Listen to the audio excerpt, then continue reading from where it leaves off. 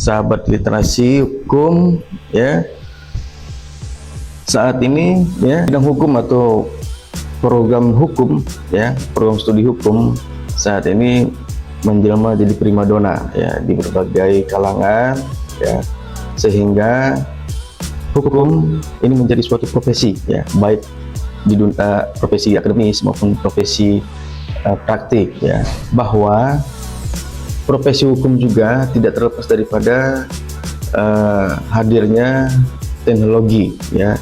Semakin beriringan dengan pesatnya teknologi yang hadir, bahwa profesi hukum di sini mampu mentransformasi menjadi profesi yang dapat menjadi identik ya, untuk memahami digitalisasi maupun mengikutsertakan ke dalam dunia digital ya, yang mana profesi hukum digital ya ini membawa suatu keefektifan maupun keefisiensi serta keakuratan di dalam kondisi menjalani profesi hukum ya.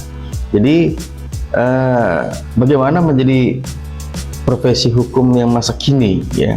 Jadi perlu untuk sobat literasi hukum ya mampu untuk mengembangkan teknologi digital ya yang berbasis layanan akses hukum ya atau legal tech ya, yang nantinya advokat ya cenderung untuk beradaptif ya terhadap perubahan maupun pemahaman teknologi secara menjadi iklim yang relevan maupun yang kompetitif, di mana ya advokat masa kini ya itu advokat yang mampu menguasai teknologi dan memahami teknologi dengan menggunakan teknologi itu untuk mengaplikasikan serta mengimplementasi di dalam ruang kerja maupun ruang lingkup kegiatan dalam menjalankan profesi hukum ya.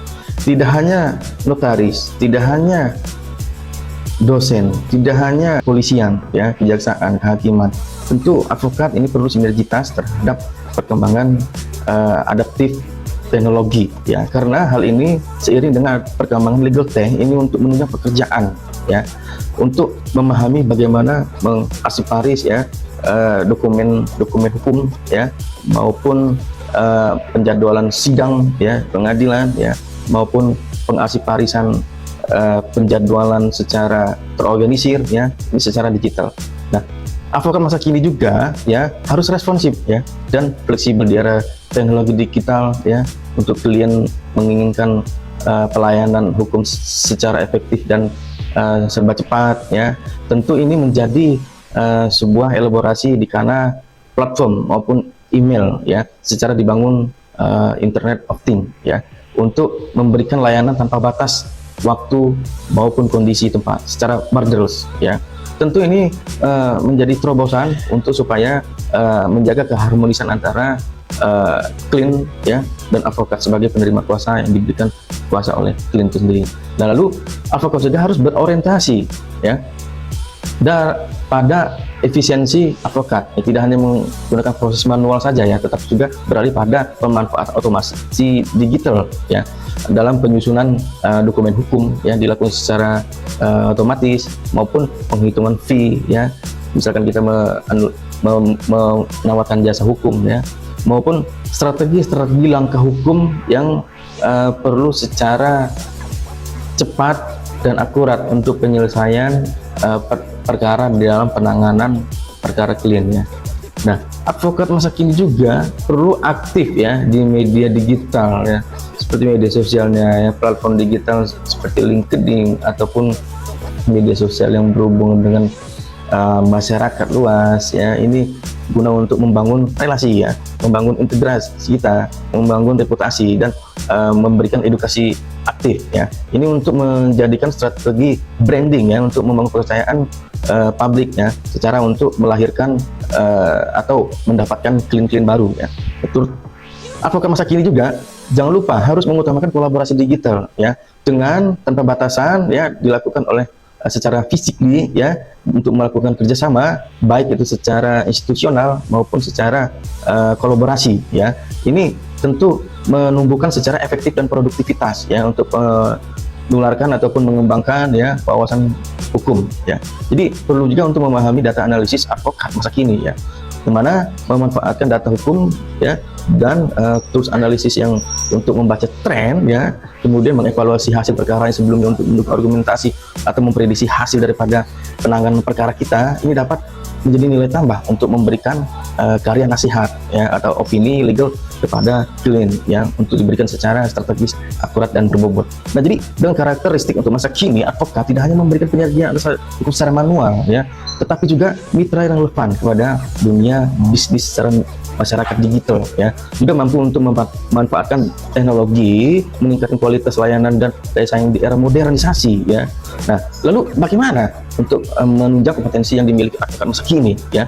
Jadi untuk meraih kesuksesan di tengah perkembangan digital, advokat juga perlu untuk menguasai beberapa kompetensi ya, misal memahami literasi hukum ya atau tentang legal tech ya. Di tengah digitalisasi dunia hukum, advokat wajib memiliki dan memahami tentang legal tech. Literasi hukum ini juga menjadikan kemampuan penggunaan perangkat lunak ya yang dirancang khusus untuk mendukung pekerjaan hukum ya, mulai dari tadi manajemen dokumen hukum ya, jadwal persidangan, strategi dalam penanganan perkara, penghitungan jasa fee lawyer ya, atau mengurangi daripada human error ya, dan memberikan jasa konsultasi secara cepat dan akurat ya sebagai pemberian advis hukum ya. Nah, kemampuan komunikasi digital juga ya, advokat harus mampu berkomunikasi ya untuk membangun secara berbagai platform komunikasi digital. Walaupun melalui platform digital, informasi harus jelas ya, etika profesional harus tetap dijaga, kemampuan dalam responsif dan terhubung secara klien, tim maupun kolega dimanapun dan kapanpun ya.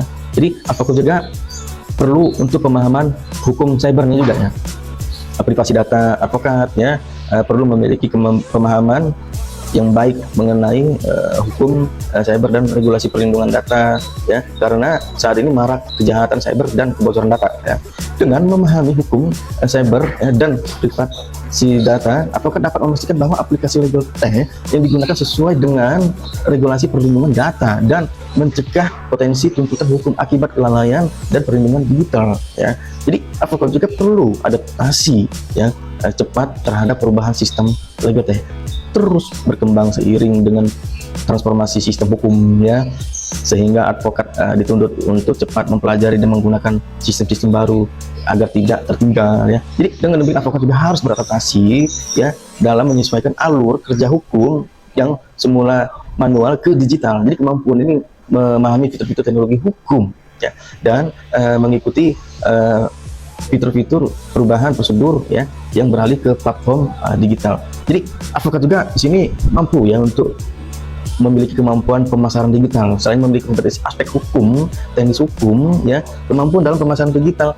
juga harus dikembangkan. Oleh karena itu, untuk membangun personal branding ya, dapat eksistensi di dunia digital dibutuhkan oleh seorang advokat untuk membangun kredibilitas ya dan menjangkau calon kliennya ya. Kemampuan ini ya akan membuat advokat bisa meningkatkan visibilitas dan daya saing ya di tengah pasar hukum yang kompetitif ya. Dengan menguasai hal menjadi kompetensi, jadi menjadi digital advokat ini menghadapi tantangan zaman ya, dengan menjadi pelaku utama dalam transformasi dunia digital. Ini akan membuat pekerjaan advokat lebih efisiensi. Nah, jadi hal ini ya melahirkan sebagai bentuk peran penting advokat di dunia digital. Mengapa hal ini ya? Karena menurut saya profesi advokat tetap sangat penting ya, karena teknologi hanya menunggu alur kerja hukum ya. Jadi profesi ini ya dibutuhkan untuk menafsirkan hukum secara tepat ya, memberikan pertimbangan strategi ya, melindungi hak kebutuhan klien ya, serta membangun hubungan personal. Oleh sebab advokat kini harus membangun kebutuhan pengetahuan dengan teknologi, memberikan pelayanan hukum yang unggul ya. Jadi tips dari saya ya, sehingga advokat perlu meningkatkan kompetensi dan pemahaman perangkat lunak secara digitalisasi ya, terus berkembang secara berkolaborasi dengan startup legal tech ya yang beralih dengan digital law ya, ataupun memprioritaskan keamanan data dan membangun kehadiran melalui media sosial profesional dan personal branding. Mudah-mudahan menjadi advokat yang sukses.